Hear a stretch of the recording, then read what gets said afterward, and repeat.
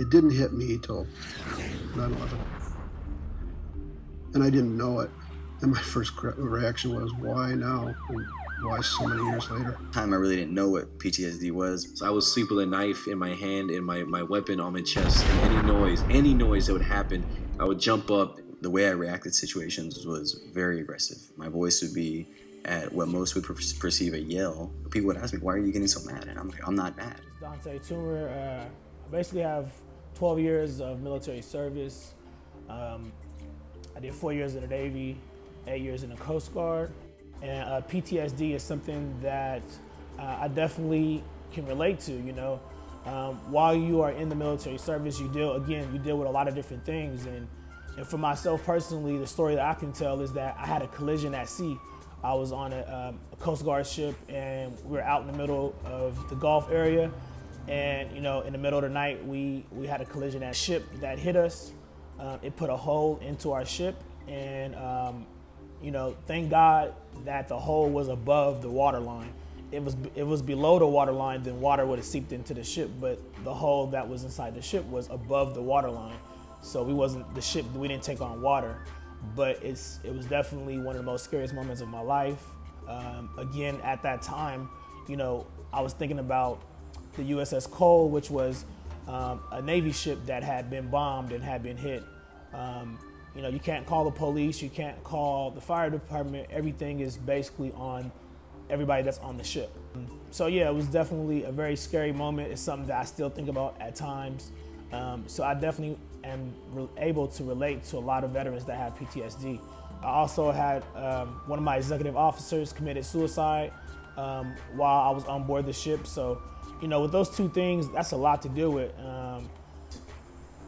You know, being in the military, you definitely deal with a lot every single day. You know, a lot of stress and a lot of tension. You know, you wake up early, you work all day, you work hard days, especially if you are, you know, on one of the ship services. You definitely deal with a lot of stress, a lot of tension every single day, you know. So long deployments, being away from your family, a lot of those things can equal up to a lot of different stress and tension and throughout your body and as well as your mind. And so during that time was one of the things that I definitely thought about was being a massage therapist, to be able to help fellow members and be able to assist in helping people feel better overall. My mom is a nurse, and my sister's a nurse, so I grew up around, you know, the health field. So massage therapy was something that I definitely thought about. I also noticed that our society overall was going into a direction of, you know, being more healthy and taking care of themselves, as far as, you know, people are working out more and it was basically, you know, I thought about what can I do to move forward in that direction, and massage therapy was something that I definitely saw would be moving to more of the forefront, you know. I think sometimes back in the day, a lot of people looked at massage as just a luxury and they didn't necessarily look at massage as something that's regular routine. And you know, I think now people realize, with people working out more, and they realize the benefits of massage, and massage has now become more of a forefront, something that, you know, people really look at and look forward to using and helping them, you know. So especially with now, a lot of people get personal trainers and they work out more, and they're really watching their diet. You know, that's really what our society has gone more towards, you know. So, and I knew massage would be something that would be in that direction as well. So it was something that I looked forward. I looked out and seen that I knew it would be a great profession, and I knew it was something that I wanted to do. So I went to school. I went to National Holistic Institute in Emeryville, California.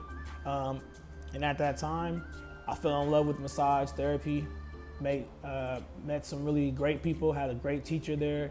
And, you know, I definitely look forward to every day going to school, learning more about the modalities and learning more about the different techniques and moves of massage.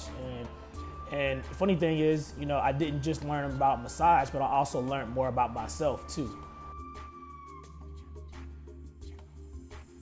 I am really excited to be invited today to talk about the technique that I'm using for post-traumatic stress. I have a wonderful teacher that has designed a protocol that has reached many people throughout the world and making a significant difference in the development of people in their recovery and in their development in life. Dr. Moskotova got her psychology, PhD in psychology, educational psychology in 1988 in Moscow in Russia. And soon after that, there were some natural disasters that were going on. The Chernobyl disaster, the Chichen Itza wars were going on. There was a major train accident where many children were injured and burned in this accident, and people were called to come and help with the recovery for the children. During her process of working with all these people, she developed a post-traumatic stress protocol.